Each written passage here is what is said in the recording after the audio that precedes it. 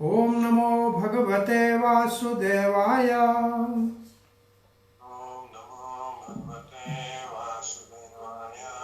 ओम नमो भगवते वासुदेवाय।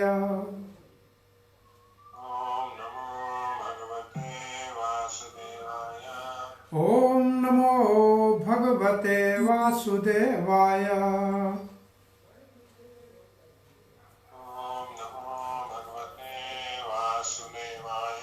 कृष्णाय वासुदेवाय देवकी नंदनाय च नंदगोपकुमाराय गोविंदाय नमो नमः।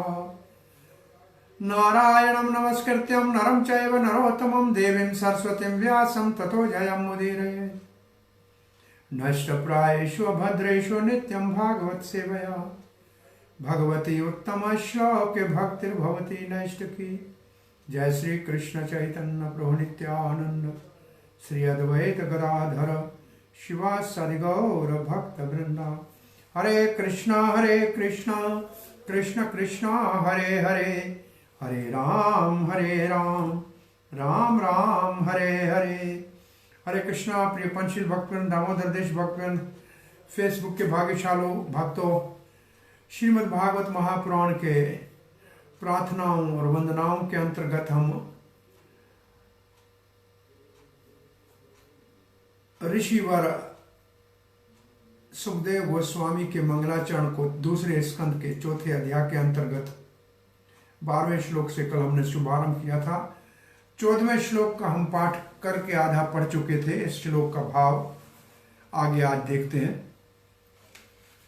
नमस्कार चल रहा है। 3 श्लोक, 2 में नमस्कार हो चुका है, तीसरे में भी नमस्कार है। नमो नमस्ते अस्त्व ऋषभाय सात्वताम विदुर काष्टाय मुख योगिनाम निरस्त साम्या अतिशयेन राधसा स्वधामिना ब्रह्मणि संयमना रमसते नमः।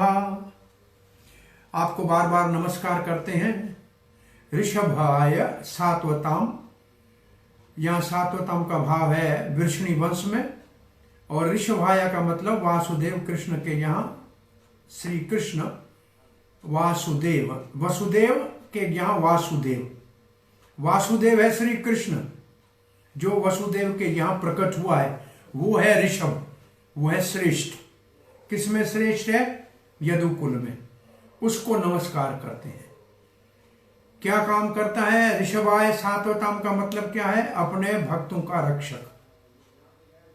और विदुर काष्टाय मोह कोई कुयोगी नाम, जो कुयोगी हैं, जो अनधिकारी हैं, जो अभक्त हैं, उनसे भगवान बहुत दूर है।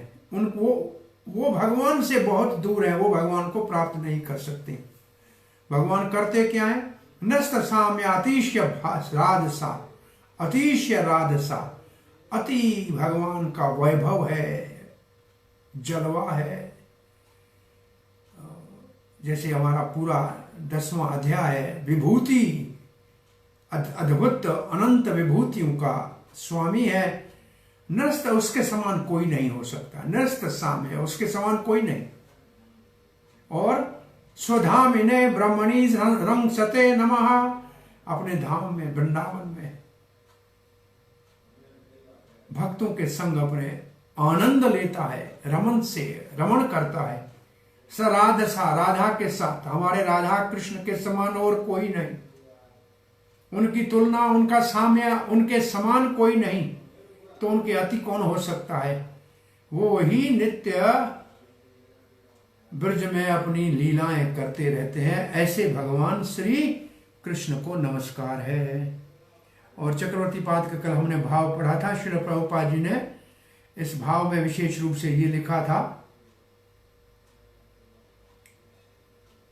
कि ये ऋषभ सात्वताम के अंतर्गत में सारे भगवान के जो संबंध है उनका वर्णन किया था। जैसे नंद बाबा और यशोदा का पुत्र का संबंध है, मधुमंगल का मित्र का संबंध है, अर्जुन का सखा का संबंध है। ऐसे इन सब का वर्णन किया था। यदुवंशु का अपना परिवार का संबंध है। फिर प्रभुपाद जी कहते हैं परंतु जो दूसरे हैं, जो भगवान के रूप को मानते ही नहीं है, जो भगवान को निराकार मानते हैं, तो वो बेचारा संबंध क्या स्थापित करेंगे। और फिर ब्रह्म ज्योति का वर्णन किया कि वो करते हैं ब्रह्म ज्योति की उपासना, तो प्रकाश की उपासना करते हैं। वो प्रकाश तो भगवान के चरणों से निकलता है और वो सारा आध्यात्मिक जगत उस प्रकाश से प्रकाशमान है। और जहां उस प्रकाश के ऊपर महत्त्व का बादल आता है उसको भौतिक जगत कहते हैं। और ये भौतिक जगत जो है जिसमें हम रहते हैं, ऐसे कोटि और भौतिक जगत हैं। एक दुनिया में हम रहते हैं, ऐसे कई और दुनियाएं हैं, हमको मालूम नहीं है, लेकिन है, कोटि ब्रह्मांड है। और फिर आध्यात्मिक जगत में वैकुंठ है, वो भी कोटि वैकुंठ है, एक नहीं है, अनंत कोटि वैकुंठ है। 3 गुना, ये 1/4 हिस्सा है आध्यात्मिक जगत। ये मतलब करोड़ों लोक मिलाकर, जिसमें से हमारा एक छोटा सा लोक है, ऐसे कोटि करोड़ लोक ऐसे इकट्ठे करो, वो सब मिलाओ तो 1/4 1/4 होगा। 3/4 तो आध्यात्मिक जगत है, 3/4 आध्यात्मिक जगत है, स्पिरिचुअल वर्ल्ड है, वहां अनंत वैकुंठ है। और उन अनंत वैकुंठ तक जाने के लिए कोई प्रयास भौतिक मार्ग से नहीं किया जा सकता। बहुपा जी कल हमने पढ़ा था, लिखा है कि कोई वहां जाने का कितना प्रयास करे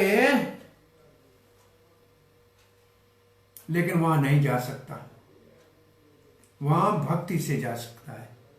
प्रभुपाद जी ने इस्कॉन स्थापना से पहले एक पुस्तक लिखा था, अन्य लोकों की यात्रा।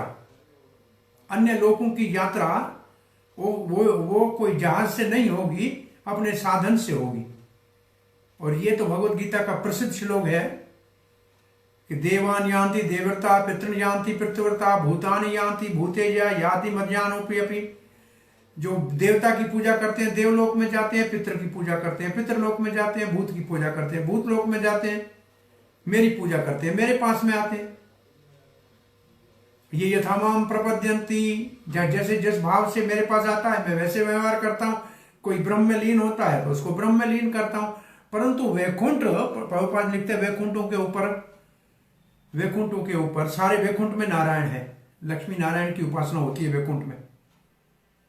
और 4 हाथ भगवान के चतुर्भुज रूप है ना, जो उनके हाथ में शंख चक्र गदा पद्म है, वो एक से दूसरे में अलग है। राइट हैंड में कहीं चक्र है तो कहीं राइट हैंड में गदा है, तो उनका नाम भी अलग हो जाता है। कहीं उनका नाम वासुदेव होता है, कहीं माधव होता है, कहीं केशवाय नमः, माधवाय नमः, गोविंदाय नमः, ऐसे अलग अलग नाम भगवान के। वो ऐसे तो बहुत से वैकुंठ है। उनसे ऊपर साकेत है जहां सीताराम लक्ष्मण और राम भक्तों का निवास है, वो भी वैकुंठ के एक विशेष विभाग में उनका स्थान है। उनसे आगे फिर द्वारका है, जहां द्वारका के यदुवंशी जो भक्त के भगवान श्री कृष्ण के वैभव और द्वारकाधीश के रूप में पूजते हैं। उससे ऊपर मथुरा है और उससे ऊपर गोलोक धाम है, जहां भगवान के निज पार्षद, जो भगवान के राग आत्मिक भक्त हैं, वो सब वहां रहते हैं। और जो राग अनुगा मार्ग से भक्ति करते हैं वो वहां जाने के अधिकारी होते हैं। और प्रभुपाद जी भगवान के धाम के लिए भगवत गीता का ये श्लोक लिखा है कि भगवान के धाम से न तदभास्यते सूर्यो न शशांको न पावक यद्गत्वा न निवर्तन्ते तद्धाम परमं मम। ये 15वें अध्याय का बहुत प्रसिद्ध श्लोक है, 6 नंबर। मैंने वो धाम जहां कोई प्रकाश की न सूर्य की जरूरत है, न चंद्रमा की जरूरत है, न अग्नि की जरूरत है, न विद्युत की जरूरत है। और जो एक बार वहां आता है उसको कभी वापस लौटना नहीं पड़ता है, न मरना पड़ता है और न जन्म लेना पड़ता है, न बीमार होना पड़ता है, न बूढ़ा होना पड़ता है। वो नित्य वहां आनंद से रहता है। और फिर आगे प्रभुपाद लिखते हैं, ये वैकुंठ और गोलोक आदि धाम स्वयं प्रकाशित है, स्वधाम है भगवान का, अपना धाम है, स्वयं प्रकाशित है। और प्रकाश कहां से आता है? भगवान का अपना ही प्रकाश है। और केवल भगवत गीता में ये नहीं लिखा है, मांडुक उपनिषद में और श्वेताश्वर उपनिषद में भी ये लिखा है, न तत्र सूर्यो भाति न चंद्र तारकम। न तत्र सूर्यो भाति, वहां सूर्य का रोशनी की जरूरत है, भाति का मतलब प्रकाश। चंद्र की जरूरत नहीं है, चंद्रमा की, तारों की जरूरत नहीं है। नेमा विद्युतो, वहां बिजली की जरूरत नहीं है। भांति कुतो अन्य अग्नि, फिर अग्नि की क्या जरूरत होगी। तमेव भांतुम अनुभाति सर्वम, वहां जो भगवान का प्रकाश है उससे सब कुछ प्रकाशित है। तस्य भाषा सर्वम इदम विभाति, उसी के प्रकाश से सब कुछ प्रकाशित है। ये भगवान के स्वधाम का वर्णन है। और जहां ये भगवत गीता में लिखा है, वहां श्रील प्रभुपाद ने लिखा है कि लोग अमेरिका के उच्च रहने के स्तर का सुनते हैं, ऑस्ट्रेलिया और कनाडा का उच्च स्तर सुनते हैं तो वहां जाना चाहते हैं। और यहाँ इतना उच्च स्तर बताया जा रहा है भगवान के धाम में, न जब बीमारी है, न बुढ़ापा है, न मृत्यु है, वहां क्यों नहीं लोग जाना चाहते। वहां सदा नवयुवक रहते हैं और खेलते रहते हैं, आनंद में मगन रहते हैं। वहां जाने में लोगों की इच्छा क्यों नहीं होती। तो ये भगवान का स्वधाम है। तो भगवान के इस प्रकाश का इतना चकाचुंद करने वाला प्रकाश है कि उसके पीछे जो भगवान है वो दिखता नहीं है। रोशनी इतनी ज्यादा है उससे आ रही है भगवान से कि भगवान दिखता नहीं है। इसलिए ईश्वर उपनिषद का ये श्लोक है, हिरण्यमय पात्रेण सत्यस्याः पिहितम मुखम, हिरण्यमय पात्रेण, हिरण्यमय पात्रेण। हिरण्य सोने जैसा बहुत तेज निकल रहा है, प्रकाश निकल रहा है, और इस प्रकाश से आपका मुखमंडल दिखाई नहीं दे रहा है। तंत्वम पुष्पमावरणो अपावरणो सत्य धर्माय दृष्टये। भगवान इस प्रकाश को थोड़ा हटा दीजिए, हम आपके सुंदर मुखमंडल का दर्शन कर लें। तो भगवान से इतना तेज निकलता है, उस तेज को देख के ही लोग कहते हैं यही भगवान है। लेकिन एक भक्त कहता है भगवान इस तेज को थोड़ा हटाइए, जहां से ये तेज निकलता है उसको तो मैं देख लूं। तो ये भगवान के मुख को देखने के लिए सत्य धर्म, यहां एक सत्य धर्म की परिभाषा लिखी है। भगवान आप सबके पालक है, भौतिक जगत हो या आध्यात्मिक जगत हो, सभी आपके ऊपर आश्रित है। आप ही उसके पालक हैं, आप ही रक्षक हैं, और आपकी ही कृपा के ऊपर सबका सुख और सबकी समृद्धि आश्रित है। आपकी भक्ति वही एकमात्र धर्म है, सत्य धर्म वही है, और मैं उस भक्ति में लगा हूं। इसलिए कृपा करके आपके मुखमंडल को देखने की मेरी इच्छा है। इसलिए ये ब्रह्म ज्योति का जो प्रकाश का पर्दा है, इसको आप थोड़ा सा एक तरफ कर लीजिए, ताकि आपके सच्चिदानंद बड़े मुस्कुराते हुए मुख का मैं दर्शन कर लूं। अब हम 15वें श्लोक का पाठ करने जा रहे हैं। ये सुखदेव गोस्वामी वृक्ष चूड़ामणि ब्रह्म आनंद में पहले ही ब्रह्म को साक्षात किया हुआ था, ब्रह्म ज्ञानियों के सिरमौर हैं, लेकिन भगवान की कथा से इतने आकर्षित हुए कि ब्रह्म ज्ञान को एक बूंद जितना, एक बूंद का मतलब है एक वन ड्रॉप के समान समझ के, और भगवान कथा के सागर में स्वयं कहते हैं ब्रह्मनिष्ठ, मैं ब्रह्मनिष्ठ था, परंतु भगवान की लीला कथाओं ने मेरे को भागवत को अध्ययन करने के लिए, भागवत को पढ़ने के लिए मेरे पिताजी के पास 18,000 श्लोकों का मैंने अध्ययन किया। अब ये बहुत महत्वपूर्ण श्लोक आ रहा है। परित्राणाय साधुनाम विनाशाय दुष्कृतान, ये तो 2 बातें हो गई कि भगवान आप साधुओं की, भक्तों की रक्षण करते हैं और दुष्टों का विनाश करते हैं। तो सामान्य लोग भक्त बने कैसे? दुनिया में दुख इतना है कि लोग दुख से मुक्त हों तब कोई भगवान की भक्ति करें, तो साधन क्या? तो दुख निवृत्ति का एक अद्भुत साधन यहां बताया जा रहा है। यद कीर्तनम, यद स्मरणम, यद ईक्षणम, यद वंदनम, यद श्रवणम, यद आहरणम। 6 बातें लिखी है। और यद का मतलब जिसका, जिसका कीर्तन करना, जिसका स्मरण करना, जिसका दर्शन करना, जिसकी वंदना करना, जिसका श्रवण करना और जिसका पूजन करना। अरण का मतलब पूजन करना। ये 6 काम करने से क्या होगा? लोकस्य सद्यो, लोकस्य सद्यो, लोकस्य मतलब सामान्य सारे संसार के लोगों का। सद्यो का मतलब तत्काल, अभी का अभी, इम अभी, सद्य अभी, अभी का अभी क्या होगा? विधनोति कलमशम, कलमशम नाश हो जाएगा, कलमश नाश हो जाएगा। कलमश मतलब पाप, नाश नहीं होगा, विधनोति होगा, विनाश हो जाएगा, निशान भी नहीं रहेगा, जड़ भी उखड़ जाएगी, दोबारा कभी उगेगा भी नहीं। तस्मै सुभद्रये शर्वसे नमो नमः। ये श्लोक पाठ करने जैसा है। यद कीर्तनम यद स्मरणम यद ईक्षणम यद वंदनम यद श्रवणम यद आहरणम लोकस्य सद्यो विधनोति कल्मषम तस्मै सुभद्र सर्वसे नमो नमः। सुभद्र सर्वस्य जो शब्द है ये भगवान का एक नाम है जिसके विषय में श्रवण करना शुभ है, सुभद्र है। भद्र का मतलब मंगलकारी है, जिसका श्रवण मंगलकारी है, ऐसे भगवान को मैं नमस्कार करता हूं।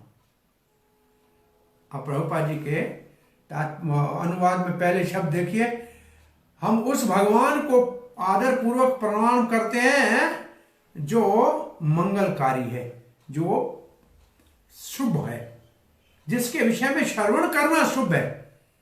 ये अब श्लोक यहां से यही शब्द आएगा 3 श्लोकों में कम से कम। सुभद्र सर्वसे, भगवान का नाम है सुभद्र सर्वसे, जिसके विषय में सुनना सुभद्र है, अति मंगलकारी है, अति कल्याणकारी है, अति ऑस्पिशियस है, ऑल ऑस्पिशियस। तो क्या करना चाहिए भगवान के विषय में? यद कीर्तनम, कीर्तन का आचार्य स्वयं सुखदेव गोस्वामी है। कीर्तन भगवान के नाम का कीर्तन होता है, जैसे हम कहते हैं हरे कृष्ण। भगवान के रूप का कीर्तन होता है, जैसे मुरली मनोहर भगवान, पीतांबर धारी। भगवान के गुण का कीर्तन होता है, भक्त वत्सल भगवान। भगवान के धाम का कीर्तन होता है। तो लीला का कीर्तन है, रूप का मतलब लीला का कीर्तन है, भगवान की बहुत अद्भुत लीलाओं का कीर्तन है। और प्रभुपाद जी कहेंगे भगवत गीता और भागवत को पढ़ना ये भी कीर्तन है। तो ये कीर्तन है। और यत सुमरणम, सुमरण का आचार्य है प्रहलाद महाराज। सुमरण का मतलब है याद करना। सुमरण की परिभाषा ये है, सुमरण की परिकाष्ठा ये है कि सर्वत्र भगवान की स्मृति बनी रहे। सर्वत्र मतलब सब जगह, सर्वत्र सब जगह, सब समय भगवान की स्मृति बनी रहे, कहीं भी हो, कैसी भी। प्रहलाद महाराज है सुमरणाचार्य, जिसको सांपों के बीच में रखा गया तो भी भगवान का दर्शन कर रहा है। और हिरण्याकश ने कहा तुम्हारा भगवान कहां है? बोला सब जगह है, ये है भगवान की, ये सुमरण की सिद्धि है। और कहा इस खंभे में है, तो कहा मुझे दिख रहा है, वहां भी उस खंभे में उसको दिख रहा था। तो ये सुमरण की परिकाष्ठा है।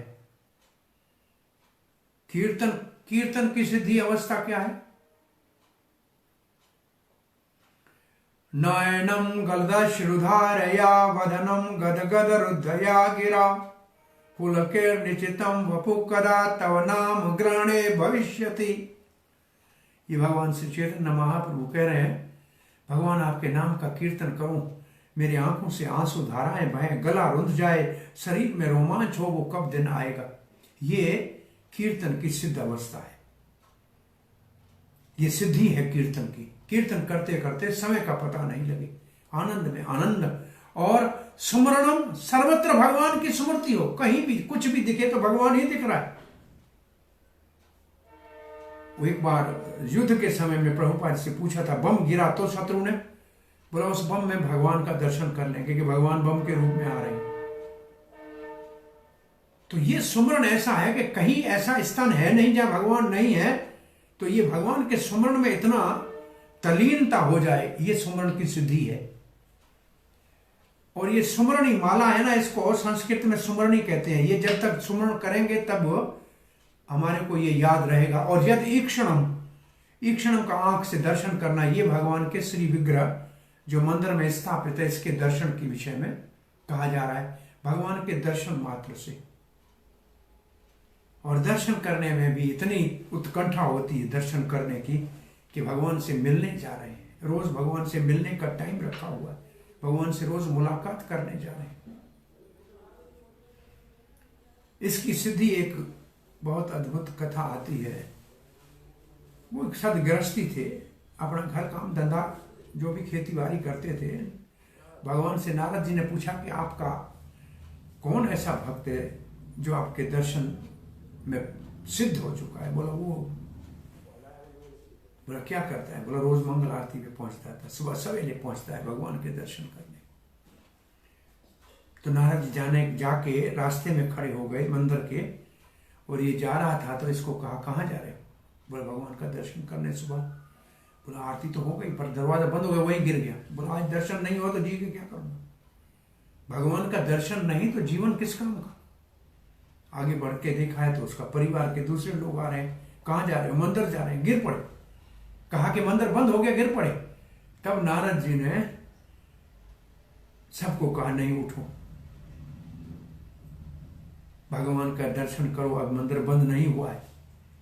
तो ये ऐसा भगवान के दर्शन करने के लिए प्रभुपाद जी कहते थे ये हमारे जो ठाकुर जी हैं ये बोलते हैं, ये बात करते हैं, ये मुस्कुराते हैं, ये तुम्हारे अंदर के प्रश्नों का उत्तर देते हैं, लेकिन उनकी भाषा समझने के लिए आपके हृदय को शुद्ध होना चाहिए। जब वृंदावन में कृष्ण बलराम मंदिर की भगवान ने प्रभुपाद जी ने स्थापना की तो कहा कि देखो अब आपके पास कोई परेशानी है, दुख है तो जाओ, भगवान आ गए हैं, उनको कहो ये हमारी समस्या है, वो समाधान करते हैं।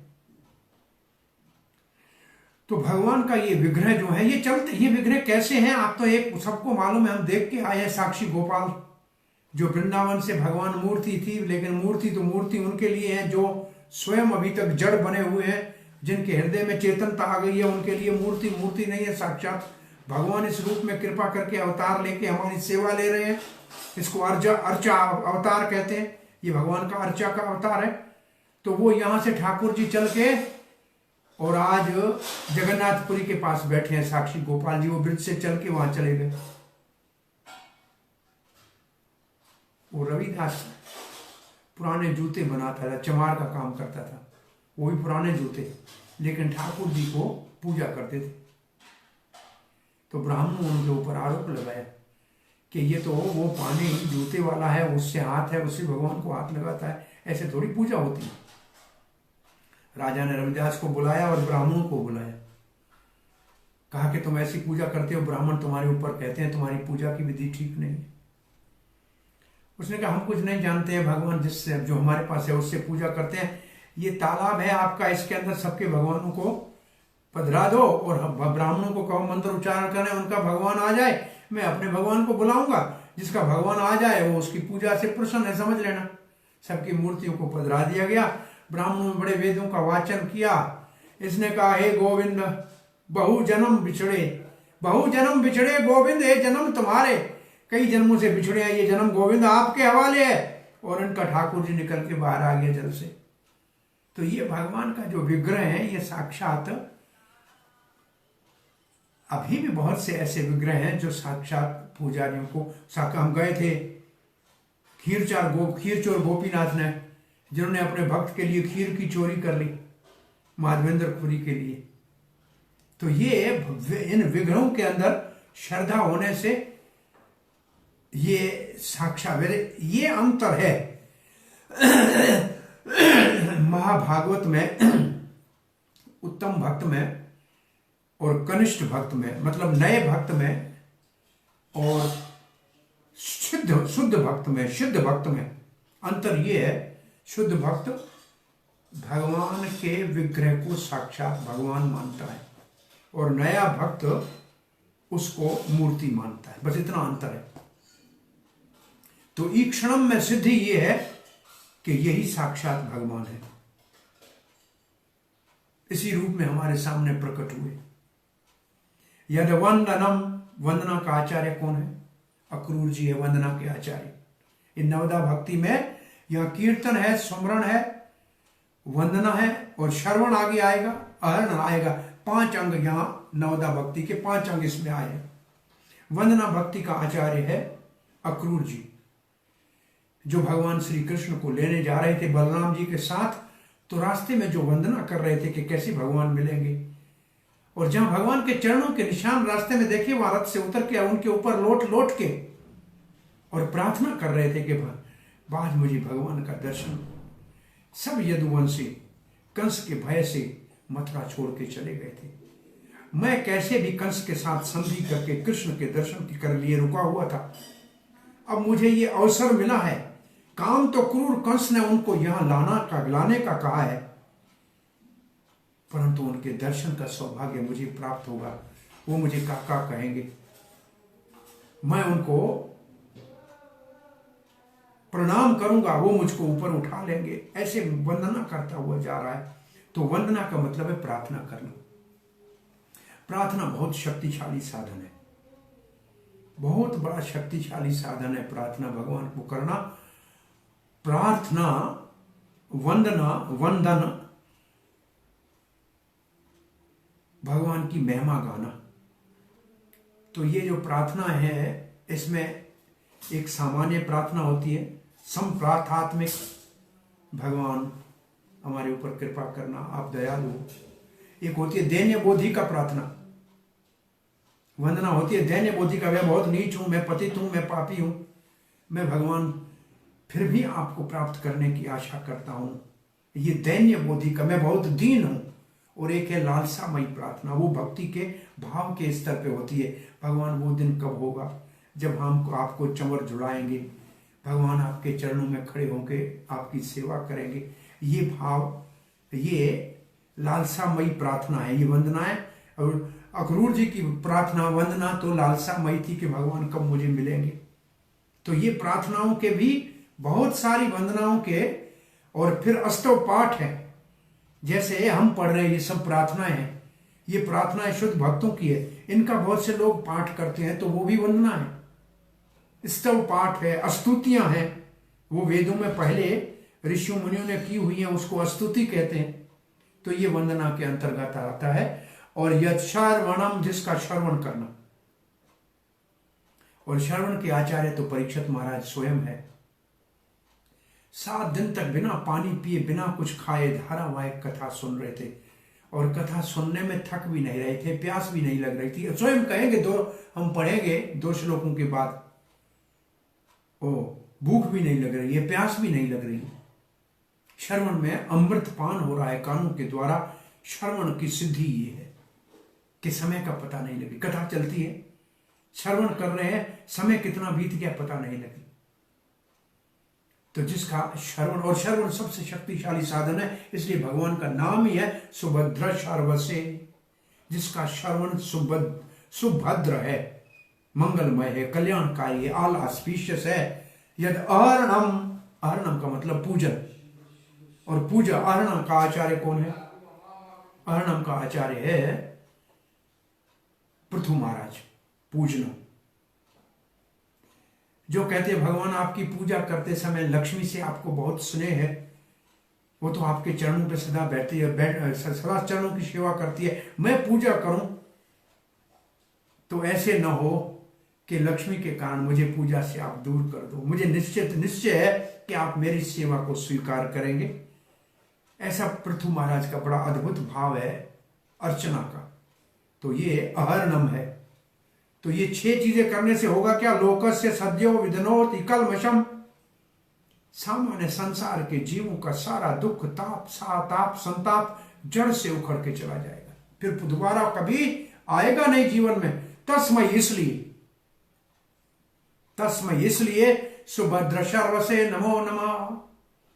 उस मंगलकारी भगवान के, जिसका श्रवण ही मंगलकारी है, उसको बारंबार नमस्कार करते हैं। और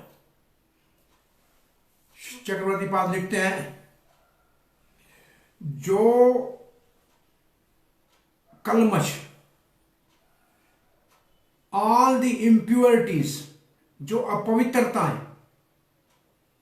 जो कष्ट रास्ते में, भगवान को प्राप्ति करने के रास्ते में बाधा है, रुकावट है, वो सब नाश हो जाती है।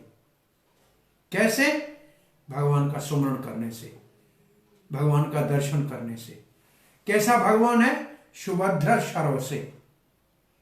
श्री प्रभुपाद जी के तात्पर्य का पहली लाइन बहुत महत्वपूर्ण है। The sublime form of religious performance. ये सब्लाइम ऐसा शब्द है जो केमिस्ट्री में आता है, सब्लिमेशन। दो चीजों को मिलाने से तीसरी चीज बन जाती है, पता नहीं लगता है कैसे हुआ।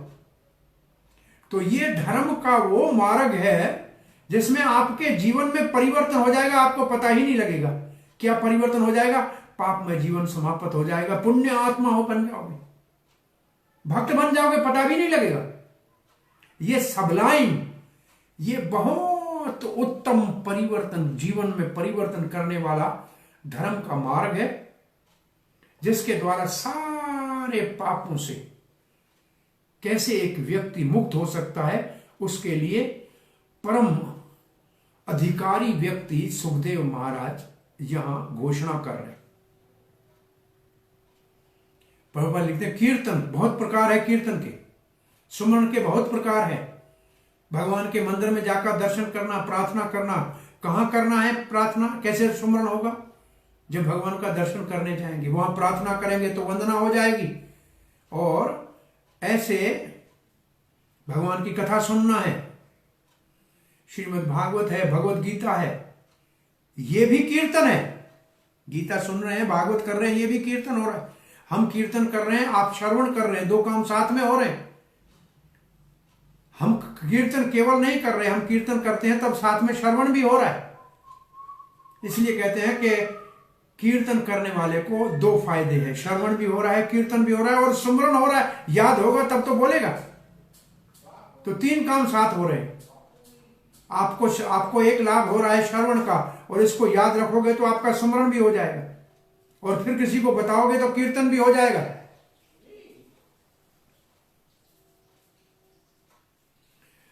एक तो कीर्तन होता है भाई वाद्य के साथ, हारमोनियम बाजे के साथ या मृदंग करताल के साथ, परंतु भगवत गीता और भागवत जैसे शास्त्रों का प्रवचन करना अथवा उनका पाठ करना भी कीर्तन है। अब प्रभुपाद जी एक बात लिखते हैं कि भक्तों को निराशा नहीं होना चाहिए। किस बात से? कि भगवान हमारे सामने तो नहीं है। अक्रूर कीर्तन कर रहे थे तो भगवान उनको उधर ही थे, कृष्ण बलराम उसको लेने जा रहे थे। प्रहलाद महाराज के लिए तो नरसिंहदेव प्रकट हो गए। सुखदेव महाराज को जन्म से पहले ही भगवान श्री कृष्ण प्रकट होने के लिए आके कह के गए, चले गए, दर्शन उसने किया और कृपा सिद्ध है। वैसे कृपा, सुखदेव महाराज कृपा सिद्ध है, भगवान ने आके कृपा कर दी। तो यहां प्रभुपाद लिखे इसलिए हमको निराशा नहीं होना चाहिए। क्यों?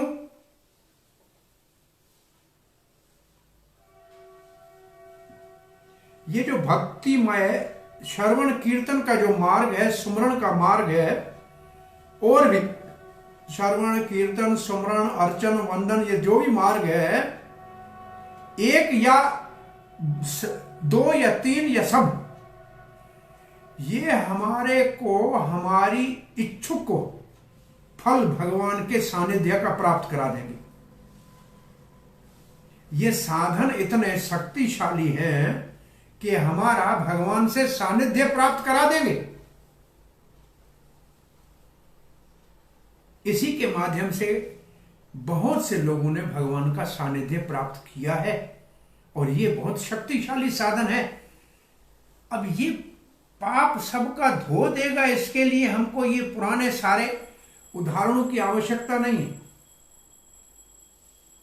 ये उदाहरण तो है ही शास्त्र के, लेकिन हम प्रमाण रूप से अपने जीवन में देख सकते हैं। श्री प्रभुपाद जी के केवल कीर्तन मात्र से, वो टॉम्किन स्क्वायर पार्क में कीर्तन मात्र से, वो हिप्पी लोग सब नशा छोड़ के, सब पाप जीवन को परित्याग करके और शुद्ध सात्विक बन गए। तो ये कीर्तन का प्रभाव तो हमारे जीवन में, हमारे आंखों के सामने देखने को मिलता है कि नहीं मिलता? बहुत से लोगों के जीवन में बड़ा परिवर्तन आ गया। पाप के कर्म ही छूट गए और शुद्ध हो गए। तो कितना शक्तिशाली ये साधन है, इसका प्रभाव कितना है। प्रभुपाद लिखते हैं जहां राम कृष्ण ये नाम उच्चारण होता है ना, वो वातावरण ही इतना शुद्ध और पवित्र हो जाता है कि वहां व्यक्ति के हृदय में कोई कलमश, कोई दुख, कोई ताप, कोई संताप रह ही नहीं सकता है। वो आध्यात्मिक वातावरण बन जाता है।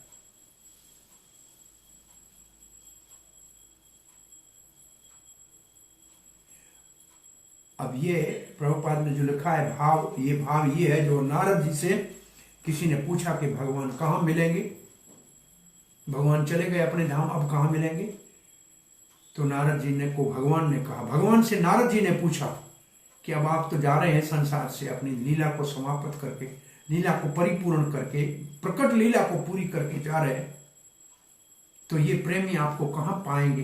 तो नारद जी को भगवान ने कहा नाम तिष्ठामि वैकुंठे, ऐसा नहीं है कि मैं वैकुंठ में रहता हूँ, मरोगे तब मुझे मिलोगे। न योगी नाम हृदयेषु वा, ऐसे भी नहीं है कि तुम घर छोड़ के हिमालय में जाके योगी बनोगे तो मिलूंगा। तो फिर भगवान कहाँ मिलेंगे। यत्र गायन्ति मद भक्त तत्र तिष्ठामि नारद, जहां मेरे भक्त प्रेम से मेरे नाम का कीर्तन करते हैं वहां मैं उपस्थित होता हूं। भगवान कहाँ उपस्थित है, कीर्तन में है। भगवान गोपियों से रासलीला में अदृश्य हो गए, उनके बीच से गुम हो गए। गोपियों ने ढूंढने का प्रयास किया, लेकिन फिर कहा नहीं, चलो जहां से बिछड़े थे वहीं बैठ के कीर्तन करते। और गोपियां गाने लगी गोपी गीत, जयति ते अधिकम जन्मना ब्रज। और जैसे गोपियां गीत गाने लगी, भगवान उनके बीच में वहीं प्रकट हो गए। तो भगवान का प्रकट्य कली काले नाम रूपे कृष्ण अवतार, कल युग में तो भगवान अपने नाम के रूप में अवतार लिया है, जिसकी जीवा के ऊपर प्रेम से। और यहाँ एक शब्द प्रभुपाद ने लिखा है, ये बड़ा महत्वपूर्ण है। We must know definitely that the Lord is present wherever such a pure translated service is performed, and thus the performer of the offenseless कीर्तन, जहां कीर्तन में कोई अपराध रहित नहीं है, अपराध रहित कीर्तन, ऐसे प्रभुपाद ने क्यों लिखा है। बहुत लोग अपने कलाकारी के लिए कीर्तन करते हैं। मैं अच्छा गाता हूं, गाने से, कलाकारी से, बाजे से कीर्तन नहीं होता है, कीर्तन हृदय से होता है। वो कीर्तन जिस कीर्तन करते हुए आंखों से अश्रु धाराएं बहती हैं, उस अश्रु धारा के एक एक बूंद के अंदर भगवान का दर्शन होता है। तो ये जो कीर्तन है, जो ऐसा कीर्तन निरपराध जो कीर्तन करता है, उसको सकारात्मक भगवान का सानिध्य प्राप्त होता है। ऐसे ही भगवान के सुमरण की बात है, भगवान के वंदना का भी यही प्रभाव है, जो हमारे मन वांछित फल हमारे को प्राप्त हो जाएंगे। अगर कब मन वांछित फल प्राप्त होंगे, जब किसी प्रमाणिक अधिकृत शुद्ध भक्त के मार्गदर्शन में ये कार्य करेंगे। इसका मतलब परंपरागत जब ये कार्य करेंगे तो ये कार्य अपना प्रभाव निश्चित रूप से दिखाएंगे। अब प्रभुपाद सावधान कर रहे हैं कि अपने मन कपोल से कोई नया नमूना मत बनाओ, नया साधन अपना मत बनाओ, नया पंथ मत बनाओ, नया मत बनाओ। जो परंपरा से आ रहा है उसी को चलाओ। One should not concoct form of devotional service. अपना नया मार्ग भक्ति का बनाने की जरूरत नहीं है, पहले से चल रहा है, परंपरा से आ रहा है, उसी के ऊपर चलना चाहिए। भगवान का पूजन भगवान के मंदिर में किया जा सकता है। और फिर उदारता प्रभुपाद जी की देखो कि भगवान में मंदिर में तो विग्रह है, ठाकुर जी विराजमान है, मूर्ति है, परंतु उनको भी सम्मान दो। जो भगवान के निराकार रूप के पूजा करने के लिए चर्च में जाते हैं या मस्जिद में जाते हैं, वो भी जाते तो भगवान को पूजा करने जाते हैं। वैसे भी ईसाई धर्म प्रार्थना प्रदान है, प्रार्थना के ऊपर आधारित है। वहां प्रेयर, ईसाई धर्म में प्रेयर है, और मुसलमान धर्म नमस्कार प्रदान है, जिसमें केवल नमस्कार किया जाता है। नमाज पढ़ने का मतलब नमस्कार करना, भगवान को बार बार नमस्कार करना, लेकिन वहां भगवान का रूप नहीं है, कोई बात नहीं। तो ये दो शब्द प्रभुपाद ने लिख के कृष्ण भावना को अथवा जो डिवोशनल सर्विस को, भक्ति को, प्रेम के मार्ग को सर्वव्यापक बनाया है। प्रभुपाद जी एक जगह एक भगवत गीता के श्लोक के भावार्थ में प्रवचन में कह रहे थे, यदुदपाने सर्वतो संप्लोदो तके, दूसरे अध्याय में है, छोटे छोटे कुओं से जो पानी की जरूरत पूरी होती है वो एक तालाब से हो सकती है। और इसका भाव प्रभुपाद जी उस दिन दे रहे थे कि ये कृष्ण भावना का जो भगवत प्रेम का मार्ग है, इसके अंदर जो दुनिया के मजहबों में, जो दुनिया के ना अलग धर्मों में जो जो साधन है वो सब इसमें है। जैसे एक एक कुएं से सब पानी लेने से, एक तालाब के पानी से सब काम होता है, ऐसे इसके अंदर वंदना भी है। यहां नमस्कार भी हम करते हैं, या हम वंदना भी करते हैं। तो जो जो जो जिस धर्म में जो प्रमुख चीज है वो यहां हमारे पास अपने आप सब कर ही रहे हैं। तो ये इसका भाव है यहां। मां फिर भी प्रभु कहते वो भी पाप से मुक्त हो जाएंगी, उनको भी पाप में मुक्त होने में बहुत बड़ा सहायता मिलेगी। फिर लिखते हैं परंतु उनको सावधान होना चाहिए।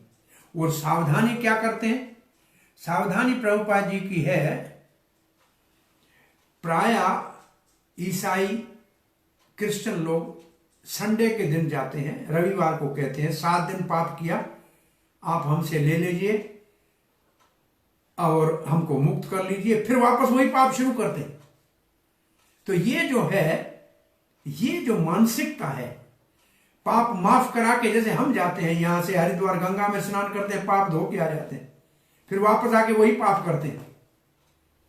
तो ये जो भाव है कि इसको कहते हैं, ये बुद्धि, इस बुद्धि को कहते हैं नामो बलाद यस्य ही पाप बुद्धि। भगवान के नाम के बल के ऊपर, भगवान के दर्शन के बल के ऊपर, भगवान के कीर्तन के बल के ऊपर, भगवान के सुमरण के बल के ऊपर फिर पाप करने की मानसिकता होगी तो वो अच्छा नहीं।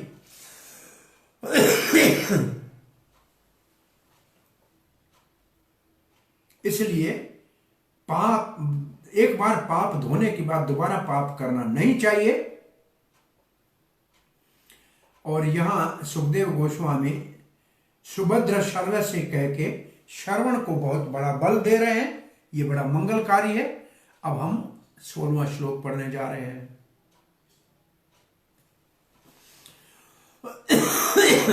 विचक्षणाय चरण उपासना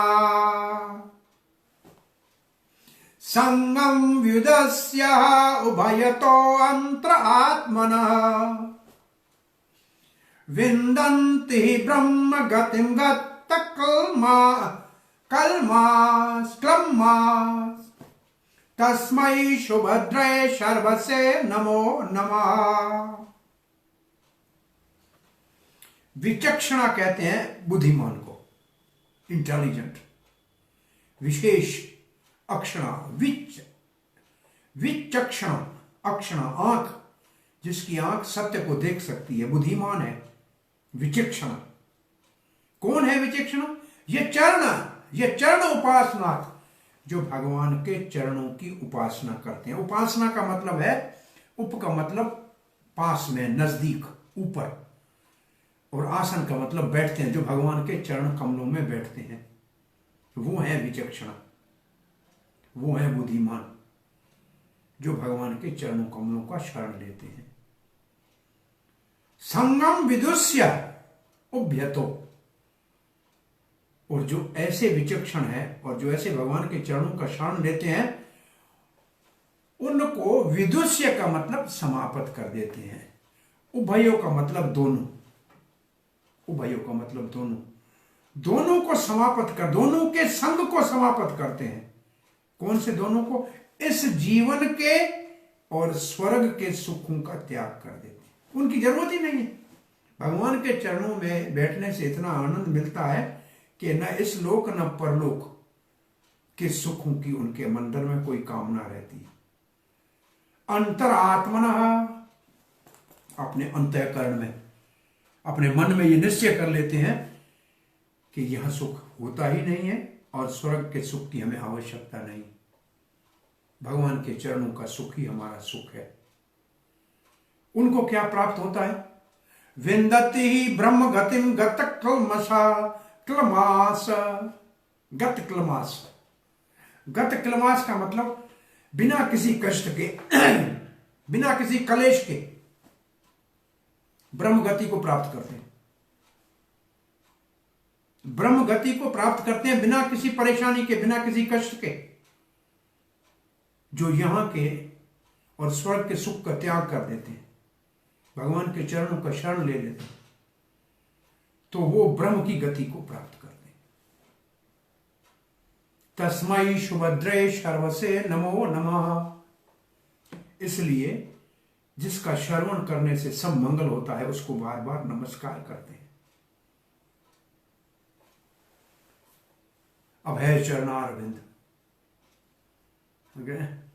नमो विष्णुपादाय कृष्ण पृष्ठाय नमो विष्णुपादाय। जिसने भगवान विष्णु के चरणों का शरण लिया है, ये चरण उपासना हो गया। ऐसे महात्मा जिन्होंने चरणों का शरण लिया है भगवान के, ये भगवान के चरण क्या है? ये नौका है। भगवान के चरणों को भागवत में नाव या नौका या बोट कहा गया है। महत्पद कृतेन तव पाद पोतेन, तव पाद आपके चरण, पोतेन नौका है, महत कृतेन, ये नौका वो नहीं है जिसके ऊपर चढ़ना पड़ता है। ये वो नौका है जिसका सहारा लें तो समुद्र छोटा होके गाय के खुर में जितना पानी है उतना छोटा हो जाता है, जिसके ऊपर से बच्चा भी फांद के कूद के चला जाए। ये नौका अद्भुत है। और वैसे भगवान का चरण कितना है, तब वामन देव के चरण का ध्यान करके देखो कि एक चरण यहां से बड़ा किया तो जाके ब्रह्मा के लोक से ऊपर जाके पर्दे को छेदन करके और कारण सागर के जल को नीचे गंगा के रूप में लाए। ये तो भगवान के चरणों का बहुत बड़ा अद्भुत शक्ति का देखो चरण कितना बड़ा है। ऐसे चरणों का शरण लेने से बुद्धिमान वो है जो भगवान के चरणों का शरण लेता है और संसार लोक और परलोक के सुखों का परित्याग करता है और अपनी अंतरात्मा में ये निश्चय कर लेता है, अंतःकरण में, मन बुद्धि अहंकार में, उसको ब्रह्म गति प्राप्त होती है बिना किसी कष्ट के। ऐसे भगवान जिसके चरण कमल ऐसे है और जिसकी कथा श्रवण मंगलकारी है, उसको बार बार प्रणाम करते हैं, बार बार आदर पूर्वक प्रणाम करते हैं। सुभद्र शर्व से भगवान श्री कृष्ण को प्रभुपाद ने लिखा है। जो विचक्षण है, विशेष बुद्धिमान है, वो केवल शरण लेते हैं भगवान के चरणों का। चरण उपासना, भगवान के चरणों का शरण लेना, तो वो मुक्त हो जाते हैं। किससे? बंधन से। कौन से? इस जन्म के और भविष्य में आने वाले बंधन से मुक्त हो जाते हैं। इसका मतलब जन्म मृत्यु से मुक्त हो जाते हैं, कहीं और जाना नहीं पड़ता और बिना किसी कष्ट के आध्यात्मिक अवस्था को प्राप्त करते हैं। चक्रवर्ती पाद लिखते हैं, आदर पूर्वक बार बार भगवान को नमस्कार करते हैं जिसका श्रवण बहुत मंगलकारी है। उनके चरण कमलों का पूजन करने से, उपासना का अर्थ है पूजन, जैसे उपासना कांड है पूरा वेदों का, वेदों में कर्म कांड है, उपासना कांड है, ज्ञान कांड है। तो जिनके चरणों की उपासना करने से ज्ञानी, ये ज्ञानियों के, उनका कहना है कि ज्ञानी जो होते हैं, ज्ञानी लोग जो ज्ञान मार्ग में हैं, वो इस जगत के और आने वाले परलोक, उसमें जो आसक्ति है उस सारी को समाप्त कर लेते हैं। वही बात हुई कि संसार और स्वर्ग आदि के विचार को समाप्त कर देते हैं।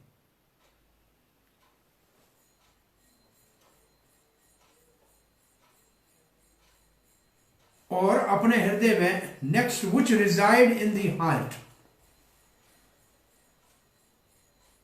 भगवान के चरणों को हृदय में धारण कर लेते हैं, लोक परलोक के सारी बाधाओं को मिटा देते हैं, उसमें कोई आसक्ति नहीं रहती है, और अपने लक्ष्य को, ब्रह्म को प्राप्त करते हैं बिना किसी पीड़ा के।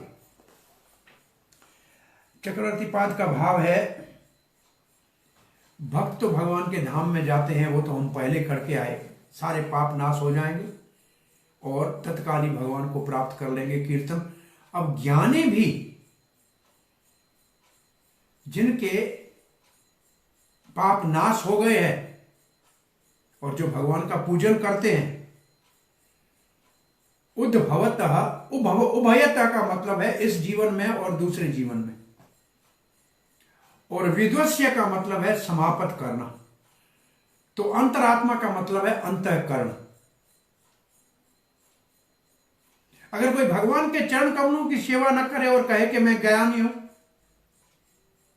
तो एक श्लोक चक्रवर्ती पाद लिखते हैं, ये श्लोक आगे प्रभुपाद जी में लिखा है, और ये श्लोक ब्रह्मा जी ने कहा है, जो 4 वेद को देने वाले हैं।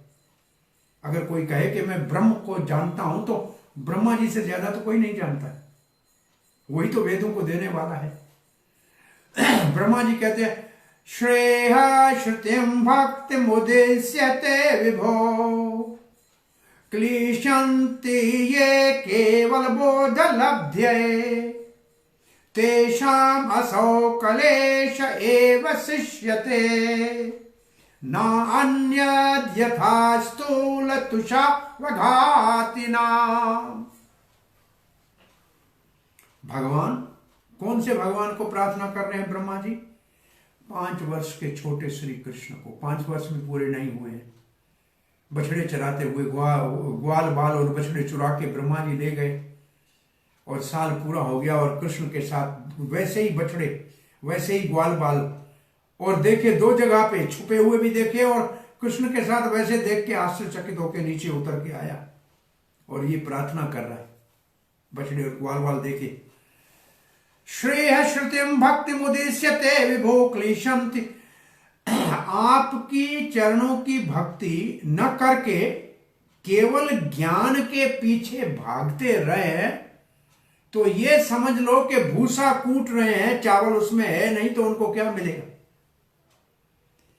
क्लेशाद, उनका जीवन बड़ा क्लेशमय हो जाएगा। नान्यद यथा स्थूल तुषा, तुष कहते हैं ऊपर का, तुष का मतलब छिलका, और उनको प्रभुपाद ने इसको बहुत सरल भाषा में लिखा है, मुट्ठी भर चावल हो तो वो अच्छा है, 1 कुंटल भूसा मिले तो उससे पेट नहीं भरेगा। तो यहां इसका अर्थ ये है,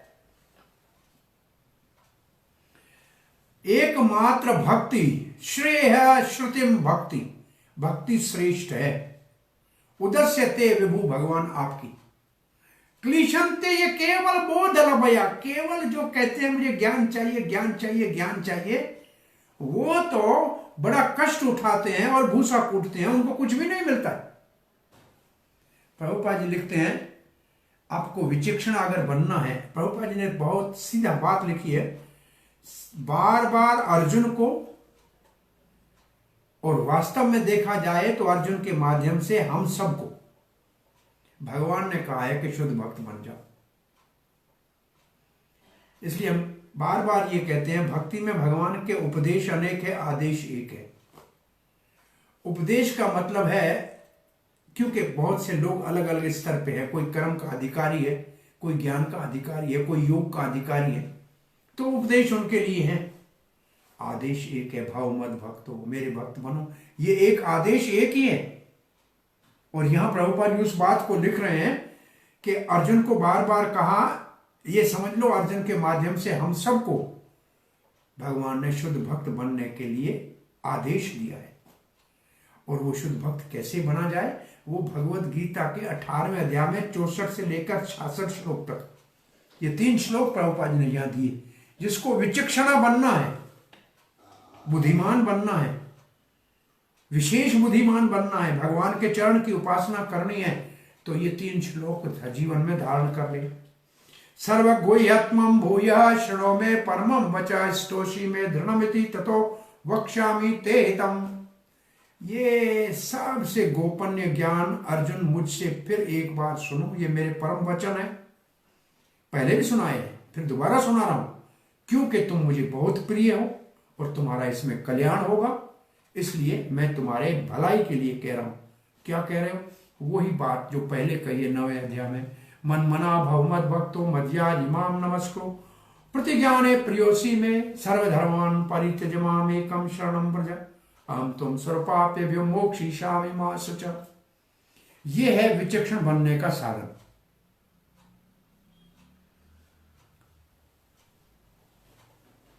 मुझे अर्जुन आप बहुत प्रिय है, भगवान कहते हैं, इसलिए मैं बहुत गोपनीय ज्ञान आपको दे रहा हूं। वो क्या है? वो बस शुद्ध भक्त बन जाओ, मुख्य बात ही। प्रभुपाद लिखते जो बुद्धिमान है उसको गीता के इस संदेश का बड़ी गंभीरता से पालन करना चाहिए, स्वीकार करना चाहिए, और तभी वो पहला स्तर ज्ञान का, आध्यात्मिक आत्म साक्षात्कार के पहले स्तर पे आगे बढ़ सकते हैं। ये 3 श्लोक सारांश है गीता का। जैसे कोई अपना सामान सारे के ऊपर जो सबसे अच्छी चीज है उसको ऊपर ठप्पा लगा के लगा रखता है, इसके अंदर ये सबसे अच्छा है। आप किसी पुस्तक के पीछे देखें जो उसमें सबसे गोल्डन वर्ड होते हैं उसको बाद में देते हैं, तो ये गोल्डन वर्ड है गीता के। ये भगवान का उपदेश और आदेश दोनों है। प्रभुपाद लिखते हैं पहले तो पहला स्तर आध्यात्मिकता का हो जाएगा, और इसको कहते हैं पहले स्तर को समझ ले तो फिर आगे बढ़ेगा, तो इसको गुह्यतम ज्ञान कहा गया है। और भगवत गीता के इस ज्ञान को किसी ने सार्थक कर लिया, समझ लिया, तो निश्चित रूप से वो अपने आप स्वतः ही वॉलंटियरली भगवान की सेवा में लगेगा, भगवान की दिव्य सेवा में लगेगा। और भगवान की सेवा हमेशा प्रेम के ऊपर आधारित होती। सेवा के बदले में कुछ चाहिए नहीं, जैसे मां को बच्चे की सेवा करती है उससे कुछ चाहिए नहीं, उसी सेवा में ही सुख मिलता है उसको। तो भक्त को भगवान की सेवा में ही सुख मिलता है, वो प्रेम के ऊपर आश्रित है, सेवा प्रेम के ऊपर आश्रित है। और आगे प्रभुपाद जी लिखते हैं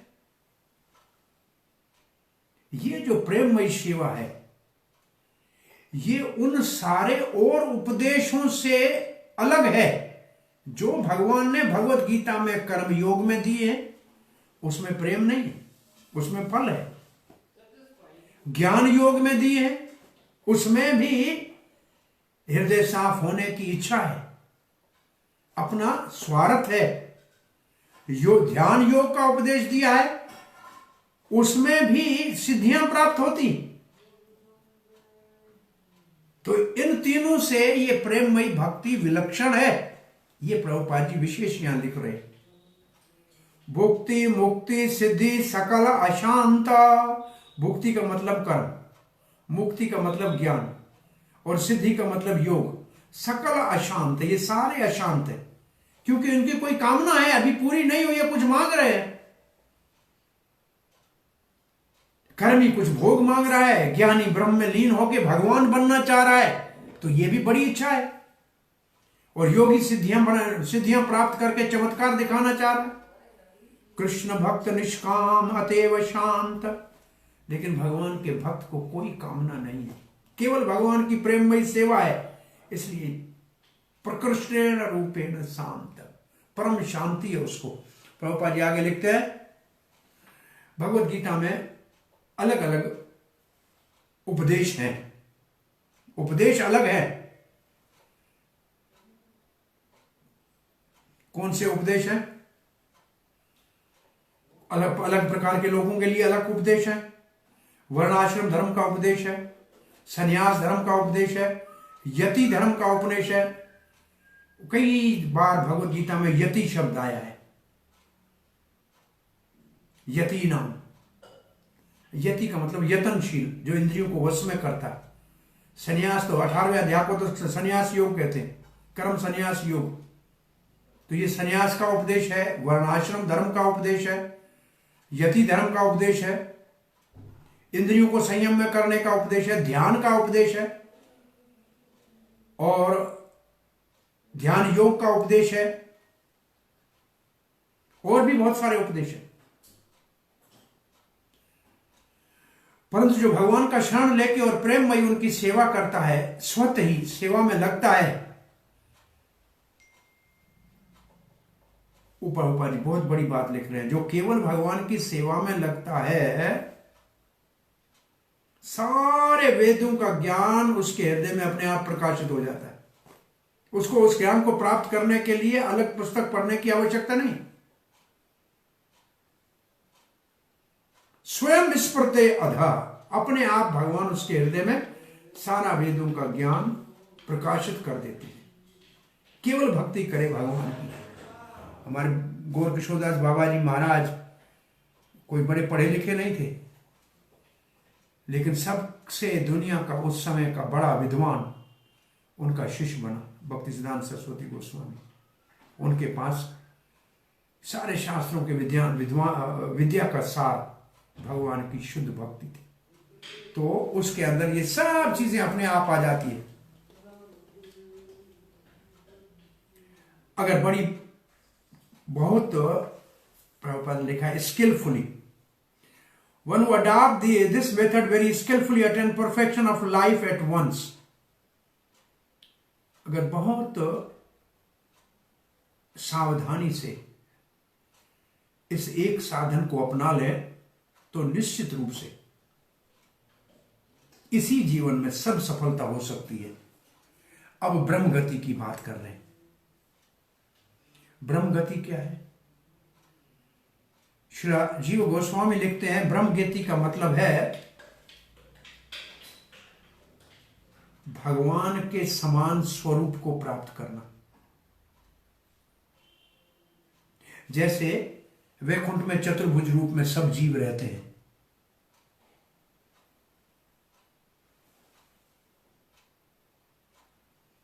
इसको कहते हैं ब्रह्म गति। एक ब्रह्म गति का ये अर्थ अगर मान लें कि भगवान के मन की बात जान जाते हैं। कोई नहीं जानता, शंकर नहीं जानता, ब्रह्मा नहीं जानता। हम पढ़ के आए कुछ दिन पहले, ब्रह्मा जी नहीं जानते हैं, शंकर जी नहीं जानते हैं।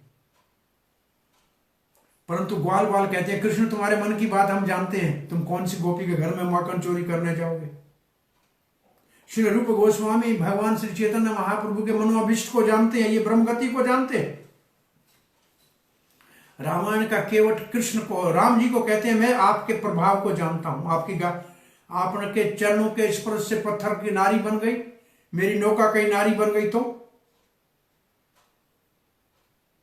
तो ये जो भगवान के ऐसे भक्त हैं जो भगवान की गति को जानते हैं, वो ऐसे शुद्ध भक्त जो भगवान के चरणों का शरण लेते हैं, वो भगवान की गति को जानते हैं।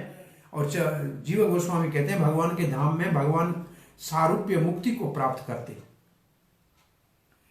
और इसको प्राप्त करने के लिए करना क्या है? भक्तों के लिए सरल साधन है इसके लिए कीर्तन करना, सुमरण करना, श्रवण करना, ईक्षण करना। जो इससे पहले हमने श्लोक पढ़ा है, वो श्लोक विचक्षण बनने का बहुत सरल साधन है। और मानव समाज में ये सब के लिए सुलभ है। और फिर वही श्लोक ब्रह्मा जी का प्रभुपाद जी यहां लिखते हैं, केवल कोरा ज्ञान भगवान की भक्ति के बगैर, बिना भगवान की भक्ति के भक्तिहीन ज्ञान घास को भूसे को कूटने के बराबर है। श्रेय श्रुतिम भक्ति मुदिस्य ये ते विभो क्लेशन्ति ये केवल बोध लब्धये तेषाम असौ कलेश एव शिष्यते नान्यद्यथा स्थूल तुषवाघातिनाम। प्रभुपाद भक्ति योग जो है सिद्धि की परम काष्ठा है और बुद्धिमान उसको प्राप्त कर सकते हैं। जैसे बताया गया, यद कीर्तनम यद अक्षरम यद स्मरणम, अगर ये करेंगे तो प्राप्त कर लेंगे। यहां उदाहरण बहुत अच्छा दिया गया है। मुट्ठी भर चावल बोरी भर भूसे से अच्छा है। केवल कोरा ज्ञान हो और भगवान की भक्ति नहीं हो। प्रभुपाद जी यहां लिखा है कि कर्म कांड ज्ञान कांड, ये नरोत्तम दास ठाकुर क्या, कर्म कांड ज्ञान कांड विषेर भांड। विषेर भांड का मतलब ये सब इंद्रिय तृप्ति के ही साधन हैं, इनसे कोई ज्यादा लाभ नहीं हो सकता है।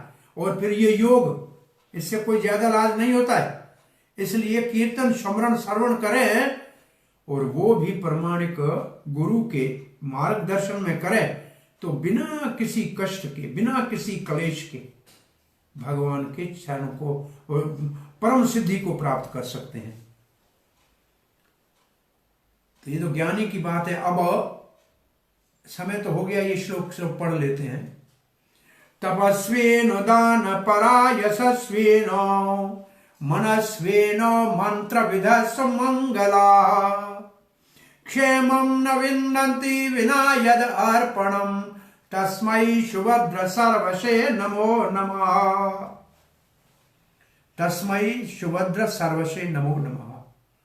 ये 3 श्लोकों में आया है। अभी पहले 3 श्लोकों में नमस्कार आया, फिर 3 श्लोकों में ये आया है कि जिसका श्रवण शुभ का मंगलकारी है उसको नमस्कार करते हैं। इसमें मुख्य शब्द है विना यद अर्पणम। बिना अगर भगवान को अर्पण किया जाए तो कोई बड़ा तपस्वी हो, ज्ञानी है, तपस्या करता है, या दान परायण हो, कोई कर्मी हो, यशस्वी कोई हो, बहुत बड़ा अश्वमेध यज्ञ आदि किया हो, मनस्वी कोई हो, मननशील योगी हो, मंत्रविद हो, कोई बहुत बड़ा वेदज्ञ पंडित हो, सुमंगल हो, बड़ा शुभ कार्य करने वाला हो। क्षेमम न विन्दति, कोई लाभ नहीं है विना यद अर्पणम। जब तक भगवान को अर्पण नहीं किया जाए कोई लाभ नहीं। तो कार्य कोई भी करो, यज्ञ करो, ताप करो, दान करो, लेकिन कृष्ण अर्पण मस्तम कहे अस्तु, कृष्ण अर्पण वस्तु नहीं कहेंगे तो कोई लाभ नहीं है। तो इस मंत्र के ऊपर आज कथा को विराम देते हैं। कल इसका भाव का श्रवण करेंगे। हरे कृष्ण। कोई प्रश्न है, कोई जिज्ञासा है? एक दो छोटी चीज पूछनी थी। हाँ जी। जैसे अभी आपने पिछले श्लोक के जो तात्पर्य में हम सुन रहे थे, प्रभुपाद जी बता रहे हैं नामनो बलाद यस्य ही बुद्धि। हाँ।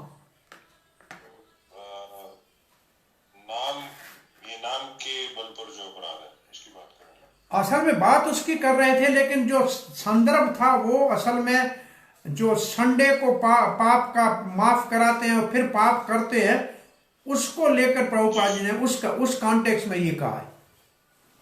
हाँ ठीक है, वो तो, लेकिन प्रभुपाद जी ने वर्ड इसमें यूज किया, मैं वो क्लैरिफाई करना चाह रहा था कि क्या इसको सेवा अपराध में ले रहे हैं या प्रभुपाद जी लिख रहे हैं कि it is the greatest offence in discharge of devotion service. देखो, नाम के बल के ऊपर अपराध करना, ये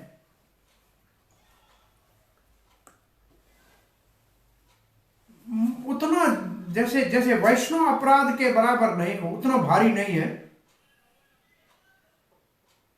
हाँ, उतना भारी नहीं है ये। नाम यस्य नाम बलाद यस्य बुद्धि, ये बुद्धि अभी ये है कि मैं भगवान की भक्ति कर रहा हूं इसलिए जो अपराध करूंगा मेरे को माफ हो जाएंगे, लेकिन दोबारा न करे, ये मानसिकता जो है, इस मानसिकता का यह वर्णन किया जाए। और 10 अपराधों में, 10 नाम अपराधों में एक यश नाम अपराध के ऊपर, वहां 10 अपराधों में एक अपराध तो ये है। सेवा अपराधों को तो नाम अपराध से माफ किया जा सकता है।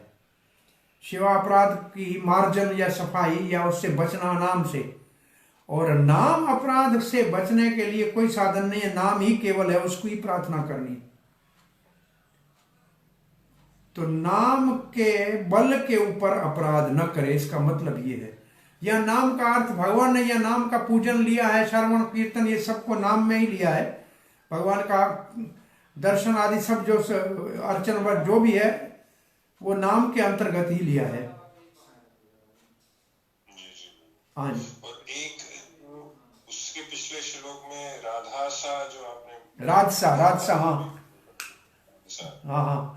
तो क्या हम इसको ले सकते हैं कि राधा रानी का रेफरेंस यहाँ पे दिया है? असल में अपने अपने आचार्यों ने लिखा नहीं है, किसी ने ऐसा, दोनों ने तो नहीं लिखा है, कम से कम श्रील प्रभुपाद जी ने और चक्रवर्ती पाद ने। हमने सुना निश्चित रूप से है महात्माओं के मुख से के रसिक जो है इसका भाव लेते हैं, स राधा, राधा और कृष्ण के समान कोई नहीं है और वो ब्रज में लीलाएं करते हैं। ये संकेत तो दोनों में मिलता है, प्रभुपाद जी के और चक्रवर्ती पाद के टीका में। और ये कोई कहता है राधा शब्द है ही नहीं, भागवत में ये सीधा राधा लिखा हुआ है, लेकिन इसका अर्थ लिखा है भगवान की शक्ति। और वैसे राधा है भी भगवान की शक्ति, इसमें भी कोई संदेह नहीं है। तो ये रसिकों का भाव है।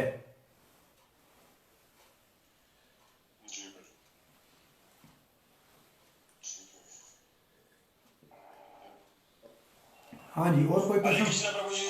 हरे कृष्ण मनोज जी। प्रभु जी। हरि बोल। प्रभु जी, मैंने योगीनाथ जी से ना ये वो सेट लिया भागवत श्रीमद् भागवतम का। हाँ जी, एक सेट लिया है श्रीमद् भागवतम का। बहुत अच्छा, 18 वॉल्यूम। बहुत अच्छा, जय हो। मुझे किससे लिया? प्रभु जी आप मुझे बताइए। हाँ जी, कहाँ से लिया? योगीनाथ जी ने। हाँ, योगीनाथ जी ओ योगीराज ने दिलवाया, अच्छा ठीक है, योगेश ने दिलवाया, बहुत अच्छा। हाँ जी, हाँ जी, मैं तो उनके सारे आप तक पहुंचा हूँ। बहुत बहुत धन्यवाद। तो आप इसका दूसरे अध्याय को खोल के पढ़िए जो पढ़ रहे हैं आजकल। हाँ, तो मुझे आप ये बता दीजिए मुझे स्टार्ट कैसे करना है ना, कैसे पढ़ना चाहिए? अभी जो चल रहा है उसको साथ ले चलो, जो अभी पढ़ रहे हैं दूसरे स्कंद का उसको चालू करो, वहीं से चालू करो। जी जी जी, हाँ जी, चलिए ठीक। हाँ हाँ, ये तो मिश्री की तरह मीठा है, जहां से खाओगे वहां से मीठा है। जी जी। हाँ भाई, मिठाई होती है, ये थोड़ी देखते हैं कि कहाँ से इसको जो है काटना है, मुंह में डालना है, कहीं से डालो, मीठा है। भागवत तो भगवान है का है, चरण कमल है। वैसे पहला और दूसरा स्कंद चरण कमल है, हम दूसरे में, आप दूसरे से शुरू कर दीजिए। अभी जहां से हम पढ़ रहे हैं इसी को पढ़ते चलिए साथ में।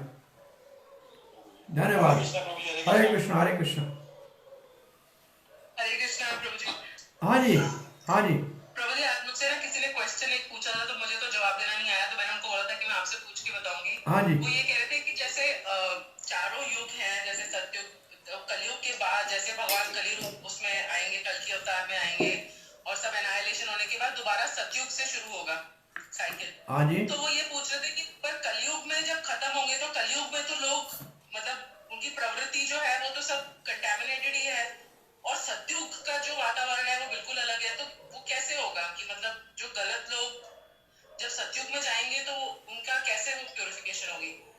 देखो, ये एक लोक नहीं है जो हम देख रहे हैं, इस लोक में रहे हैं, ये एक लोक है, ऐसे और कोटि लोक हैं। तो और लोगों में कुछ अच्छे लोग रह रहे हैं, जब सत्संग होगा तब हमारे यहाँ वो लोग आ जाएंगे और ये पापी लोग सब नरक में चले जाएंगे, वहां जगह बहुत पड़ी है। अच्छा। आप एक लोग को हमारे सिर्फ दुनिया को दुनिया मत समझो ना, ऐसे और कितने लोग हैं, उनमें अच्छे लोग भी रह रहे हैं ना। वो सतयुग में आके यहाँ अपना काम शुरू करेंगे, और ये जो पापी लोग हैं ये बेचारे चले जाएंगे, फिर कुछ समय नरक में रहेंगे, और फिर जब दोबारा सुधर जाएंगे तो आ जाएंगे। तो हम क्या है, हमारी दृष्टि, हम एक लोक को देखते हैं। तो अभी किसी लोक में अभी सतयुग चलता होगा, किसी लोक में त्रेता चलता होगा, किसी, तो वहां का जो सतयुग वाले हैं वो यहाँ आ जाएंगे, इसमें क्या है? अच्छा अच्छा, ठीक है। क्योंकि ये जो एक लोक नहीं है, ऐसे बहुत से भौतिक लोक हैं, उनमें ये चार युग अपनी जगह चल ही रहे हैं, और ऐसे भगवान का अवतार भी सब लोगों में हो ही रहा है।